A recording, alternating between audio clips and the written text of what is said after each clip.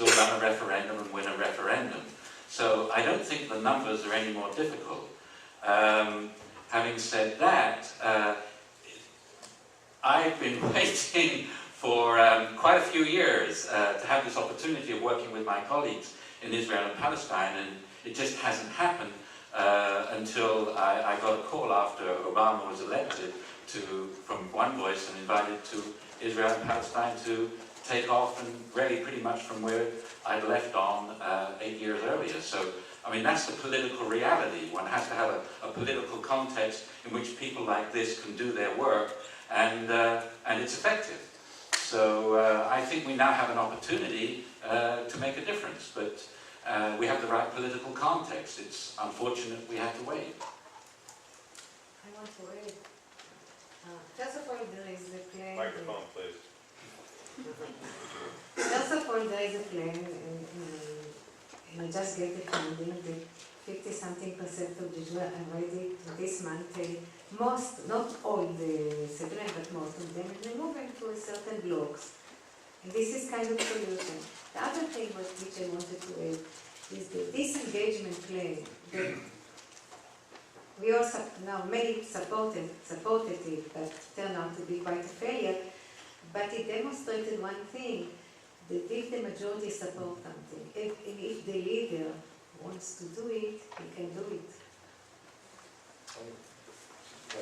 Can we take, we don't have all that much time, let's take 2 or 3 questions and then let the panel respond. So, yes sir, you were first, and then you, and then you. Let's have your quick questions, and then we'll, what's your question?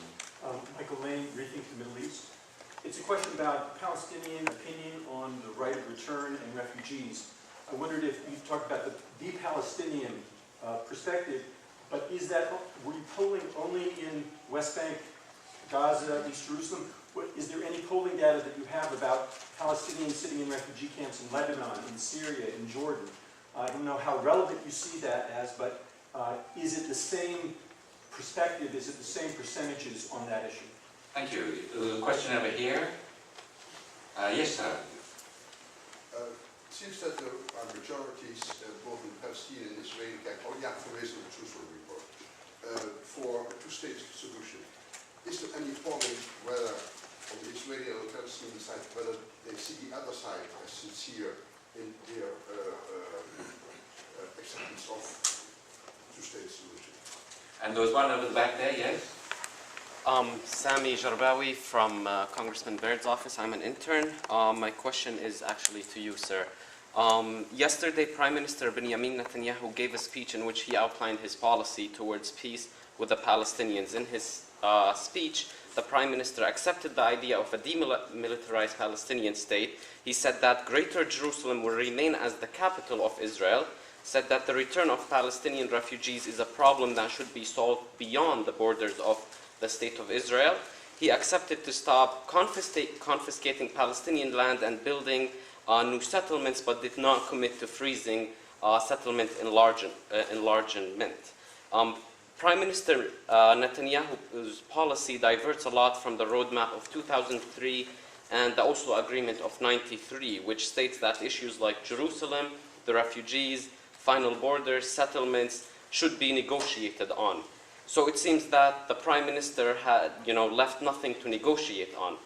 As a person who sponsored negotiations, how do you today convince the Palestinian negotiator to negotiate with the Israelis, and how would you convince the Palestinians that a two-state solution is actually still viable?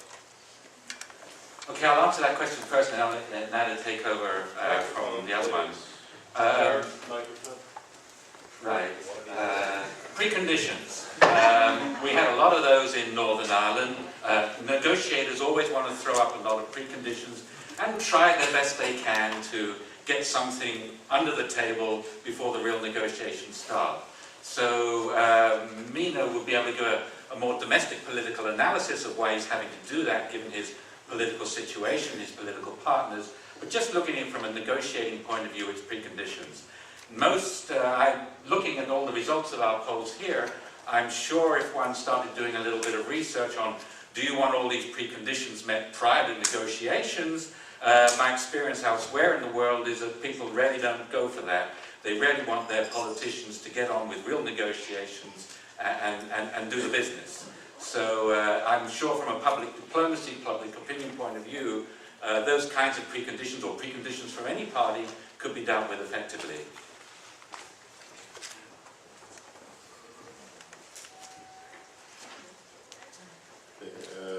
In terms of the question on refugees, I'm sure Gerstein can also say something about it. We have done lots of research, and there's a great deal of research actually on refugees. This study was done only in those standing gas.